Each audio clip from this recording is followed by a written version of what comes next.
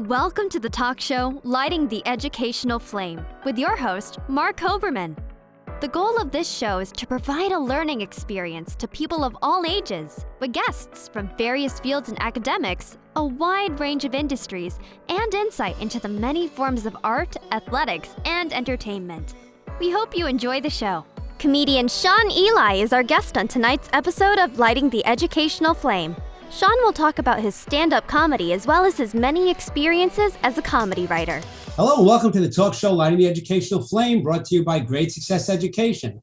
I'm your host, Mark Hoberman. Joining me today is my guest host, Susan Brender. Susan, how are you doing? I'm doing just fine, Mark. It's a pleasure to be on the show with you again. It's definitely been too long. I am really excited today because I love more than anything going out to comedy shows. And we found, and I know you go to comedy shows all the time, and you're in Florida, right? Absolutely. And let me tell you something, Mark. You know, comedians rely on timing, tone. They rely on performance, and they build tension and relief to engage, amuse, challenge, and amuse other people. That's what their role is. Yeah. If they don't have that, I hate to use the word, but they stink. Yeah. So I'm so happy that you found a comedian that could be on our show. It is such a pleasure, and I'm so excited. Me too. Let's bring him on now. Today's guest is comedian and writer Shaun Eli. Shaun, welcome to Lighting the Educational Flame. Thanks. Happy to be here. So glad to have you. You know, when we think about comedians, and it looks so easy to us because we want to have a good time. But it has to start somewhere. So before we get into your comedy career as an adult, can you tell us a bit about your childhood? You know, I don't know if you were the class clown or what got you to where you are today, but what can you tell us about your childhood? Well, I was going to say I'm happy to be here on Lighting Your Educational Flame because in addition to being a comedian, I'm also an arsonist. Okay, he's starting his comedian. We're starting already. I got to get it covered.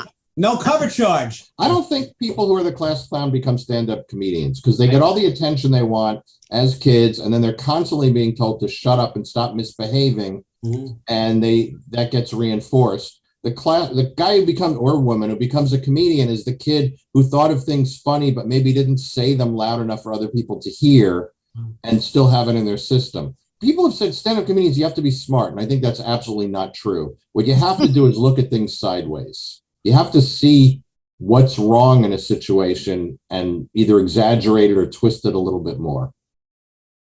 You know, I understand that, but you know what? There are, like just the other day, I'll be honest with you, I listened to a comedian, and the reason that I felt that he was good, he had great timing. It's all about timing. If you have that, then you sound funny. If you don't have that timing, forget it. It stinks. Now, where did you learn timing? Because it's not the easiest thing to learn. It's like sort of automatic. So I'm just curious about your timing. Give us a little taste of what you do. Well, I think it's trial and error. Nobody starts out good at stand-up comedy. Frankly, nobody starts out good at anything. And so if you think of a little kid learning music, a little kid learning to play the violin, they're going to be squeaky and terrible, but they get encouraged and eventually they get better.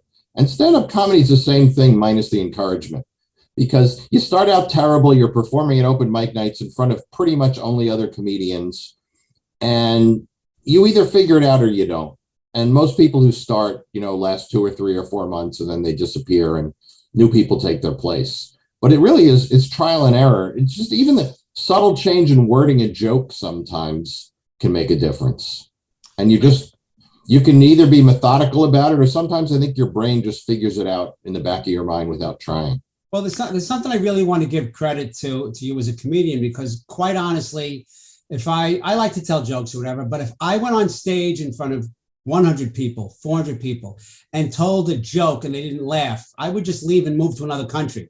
So I don't know, how do you deal with that? And, is it going to hit now? How they were hysterical last night. I told the same joke and they weren't hysterical now. How do you deal with that? Well, first of all, I would suggest, Mark, if you're worried about that, then start with 99 people. that's the secret. But really, you don't start with 100 people. You start with, 10 people in a room not paying attention. So you're not going to get laughs, and you get used to not getting laughs. And then eventually people start laughing as you get better. But, it is true. I could tell the same joke. Like there's some comedy clubs in New York that have more than one room, and they may have a new show starting every hour. So you may have a bunch of different shows in the same night going back and forth between showrooms. And you could try the same joke, what you think is exactly the same way in front of two audiences, and one gets big laughs and one doesn't. And sometimes I record almost all of my shows, and I was doing a show where I have a joke about a former girlfriend, and it usually gets a big laugh, and it didn't get a big laugh one night. And I went home and I watched the video, and I realized I looked and sounded angry when I told the story. And that made me the bad guy in the story, and I'm not the bad guy in the story. So now when I tell the joke, I make sure I'm smiling and I sound happy to talk about her, and that makes a difference. I'll tell you something. One of the interesting things is that years and years ago, now you guys are a little younger than me, but I'll just tell you, up in the Catskills, the Catskill Mountains, the Borscht Belt, they used to be the most interesting, the most exciting, the most funny people you ever saw. And some of them were people like Buddy Hackett. He was the guy I was going to name. Yeah. Isn't that interesting? Because I'll tell you something. When Buddy Hackett was on the stage, I belly laughed. Yeah. I don't belly laugh anymore. Something's not kind of getting to the point that it did with Buddy and all of the other comedians that used to be on the Borscht Belt. I got to tell you something. Where is that spirit that they used to have? Where is that little note, that little funny note that they used to have? What's happened? I got bad news. It's not them, it's you. As you get older, you look at little kids. Little kids, when they're playing, are laughing all the time. And as you get older, you laugh less. And I can tell you, if I do a show for 70-year-olds and I do a show for 30-year-olds, they'll all say, oh, we had a great time. It was fun. There's no difference there. The difference is in the volume of laughter. Mm-hmm. Interesting. People just laugh less as they get older. It's great that you mentioned Buddy Hackett, because I was going to bring this story up. I saw Buddy Hackett in a casino once, and he made a joke about how much did he lose? Yeah. Don't ask. Yeah, there you go. My wife doesn't know the real number. So, but he said, apropos what you just said, Shaun, he said he made a joke about how hard it is to have people who walked in, some of whom just lost $1,000, but they bought the tickets 3 months ahead of time, and he's got to make them laugh. So do you find that during a routine, you really have maybe only a half an hour or an hour, a little bit more, to connect with the audience? And how do you connect with the audience in such a small time frame? Well, sometimes it's even 5 minutes. It's true. You got to get them on your side fast. And the way I do it is I start with something to talk about, driving to the show, or something that's a shared experience, or just something about me that they'll like. Mm-hmm. And I give you an example of a joke. I just wrote this joke last week. I've told it exactly once on stage this past Saturday at a theater in Boston. And I told it almost towards the end of my set. And I realized I can't tell this joke at the beginning because they have to get to know who I am first. And the joke is that, I always thought I was 5'8", and I just discovered, I got measured for something, and I just discovered that I'm actually 5'9". And my first thought was, well, I've got to change it on my driver's license. But what I actually did was go to all of my online dating profiles and change my height from 6'2" to 6'3". Mark, I'm just curious. Did you ever see Don Rickles? I saw Don Rickles a million times. When I was 12, I listened to his album, Hello Dummy, 400 times. But I saw him probably 7 years ago. And see, that's what I want to also ask Shaun in relation to a Don Rickles type thing. So I hope it's called Lighting the Educational Flame. You made a great joke about it in the beginning, but I want parents and teens who are watching to know the preparation, the science, the methodology behind it. How he said, here's a joke, but I can't tell it at the beginning. And here's a joke, but if I'm not in New York and people don't know about it, so it's more than just the joke itself.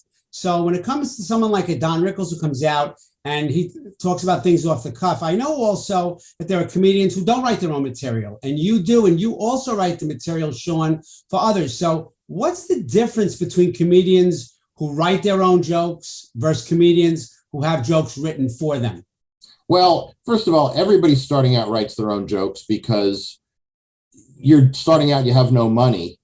And the only people who really have other people writing jokes for them, other than, a friend helping out, if I'm in a car with a colleague driving to a gig, she might say, oh, tell it this way or try this punchline. But, the only people who are really not writing their own jokes who have staffs of writers are people like Chris Rock, because if they're coming out with a new HBO or Netflix special every couple of years, they need a new hour, and that's a lot to produce. But otherwise, you got to write your own material. That's the way it works.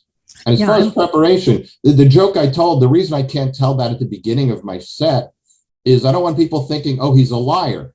So they've got to get to know me and like me before I can work that joke in. Now, you kind of reminded me of what it felt like when I used to hear very funny jokes. It kind of... Wait a minute. You've heard like 4 of them in the last 15 minutes. I sure did. I sure did.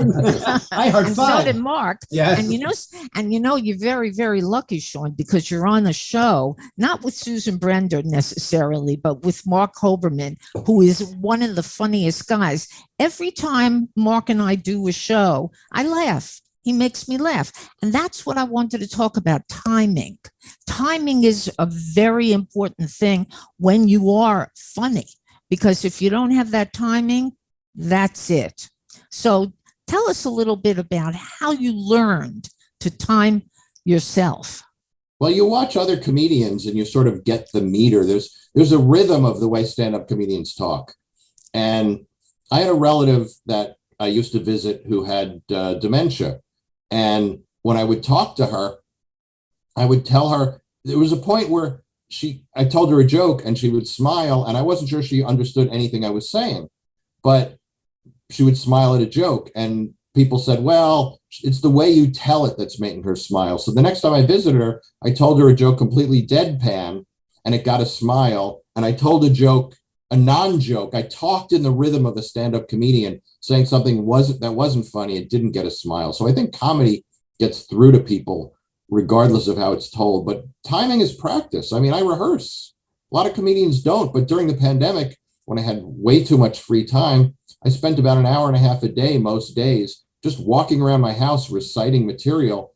And I found that without an audience was helpful for me to think of other punchlines or other ways to tell jokes to make them funnier. Yeah. There's one other thing that I'm thinking about.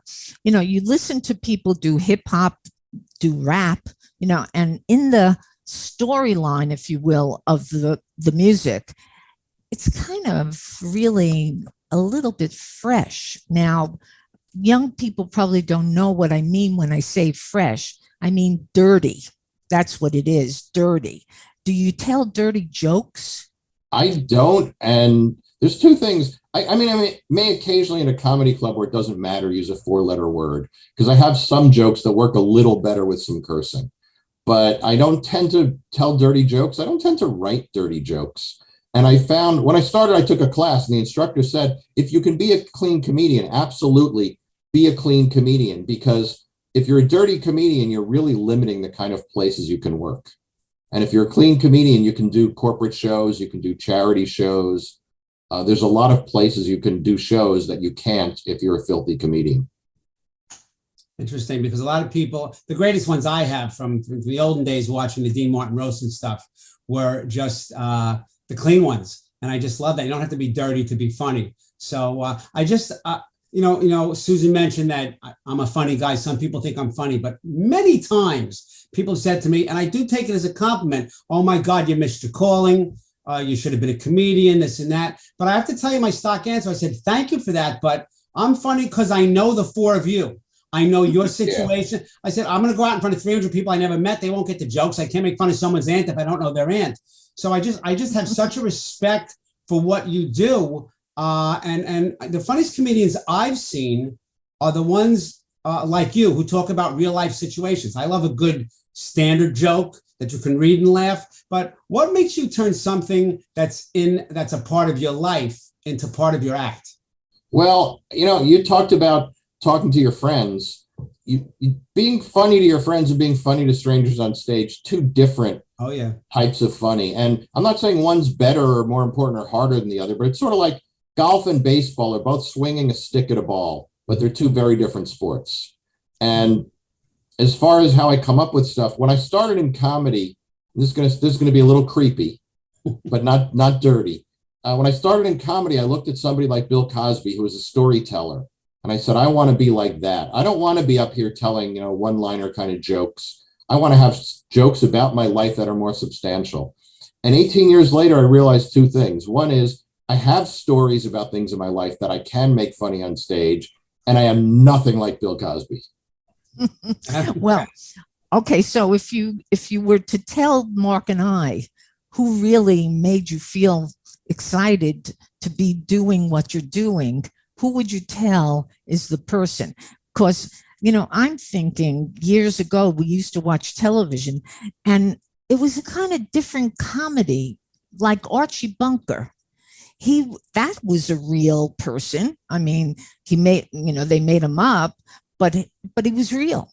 So if you had an opportunity to do a TV show, okay, a TV show, would you be like him? Would I be like Archie Bunker? Am I a bigot? No. Am I from Queens? Yes. So we have that in common. Yeah, but he seemed like a bigot, but the truth of the matter, he wasn't. That was his stage thing. Oh, the character was a bigot, if that's what you mean. Yeah. Yeah, the character was a bigot, not the actor, but the character. So the fact of the matter is, what is your next step? In other words, do you wish to be on television? Do you want to be on stage with, doing maybe a comedy act in a play? Where are you going from here? Well, I'm not interested in being an actor. I'm the rare comedian whose goal isn't to be on a sitcom. But if somebody threw a sitcom at me, I would certainly take it. And I'll tell you why. If you're on a sitcom, even for a year, you become so much more famous as a comedian and you get so much more work. You get a lot more money. You get bigger audiences, people who know who you are. Even just doing a TV commercial helps because there's some name recognition and face recognition. But comedians don't, what I'd love is to be on a late night TV show, and it's a very ageist business, and people even over 35 are not getting debut spots on late night TV anymore. So I, have to make my own luck. Yeah. Apropos of talking about TV, I was on a cruise X number of years ago. There was a comedian. He was booked for one night. He was hysterical. He was so funny. They booked him the other night and they bounced whatever other performer was there. And we were talking to him. Nobody knew who he was. And they liked him so much, they had him give a talk the next day. And during the talk, he came out and we said, what's next for you? And he said, well, I'm trying out for a TV show. Well, it was America's Got Talent. And it was Tom Cotter. So somebody who you don't know and never, didn't know at the time, a household name. And it's, and he didn't even win. He came in second. But Shaun is so he was beat by a dog act. Yes. And he said that when he came back the next year, he said, I want you to know I'm the guy who lost to a dog act. So absolutely. But, anyone who's on there and gets their 15 seconds of fame, I've interviewed people from America's Got Talent, American Idol, The Voice, and they're recognizable even for 15 minutes of fame. So that's the wonderful side of it. But we often hear about struggles associated with any career, but certainly a career in comedy. I've read some books about it. What obstacles have you had to overcome? This is a difficult business, even before the pandemic, obviously. What have you had to struggle with? The first obstacle every comedian has to overcome is overcoming being sucky. Because and I mean, there's other obstacles. Really, it's a very demoralizing business. Now, if you're an actor or a model, it's probably harder because you're getting rejected to your face. In comedy, you're really submitting videos and resumes and bios and getting rejected just by not getting a response. So in a way, that's easier. But the biggest obstacle I'm trying to overcome is the fact that I started at 40 and you can't start at 40. Wow. So what did you do before then? I was a banker. Oh, what a difference. I would never know it because I'm just going to tell you, you sound so old school and so seasoned. That is so interesting. So I would never knew that about you. And I like to do my research on people, but I didn't see that. What makes someone go from, I'm sure you're going to make a joke about this, from banker to comedian? I could. I know. I started telling jokes 18 years ago, and 12 years ago, I realized I was basically doing two jobs, and I got rid of the lucrative one in favor of the fun one. Yeah. But here's the thing. You say you wouldn't have seen that I was a banker, but the comedians I work with, a whole bunch of them seem to think I was an attorney before I was a comic, and I do not know why.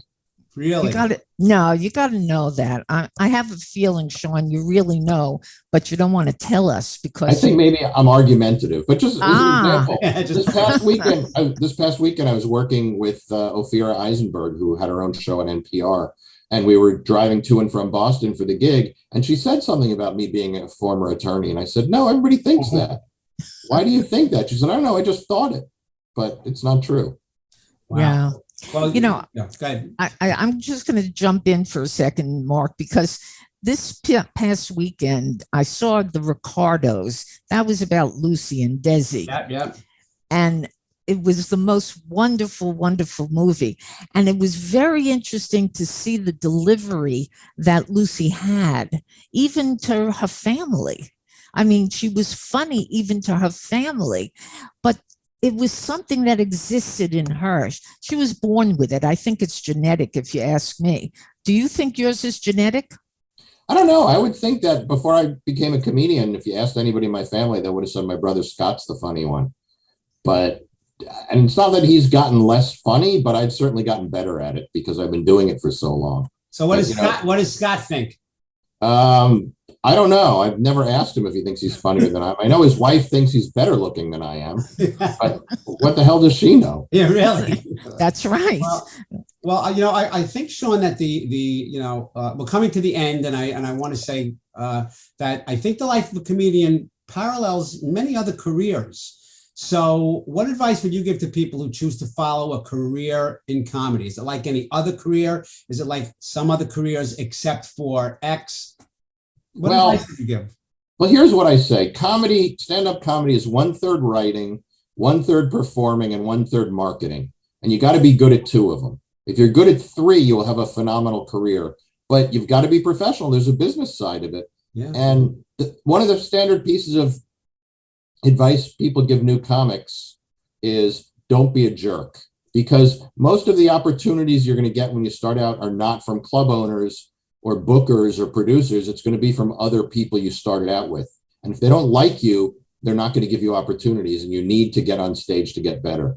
But it's a business. You've got to work at it like anything else. Now, it's a great business if you're good at it. Right. I mean, I woke up at 10:30 this morning. I barely have used an alarm clock in the last decade. I had a colleague say to me, I was arranging flights to a gig, and she said, you're not one of those early morning travelers, are you? And I said, define early morning. And she said, before 10. That's great. You know something, Mark? Yeah.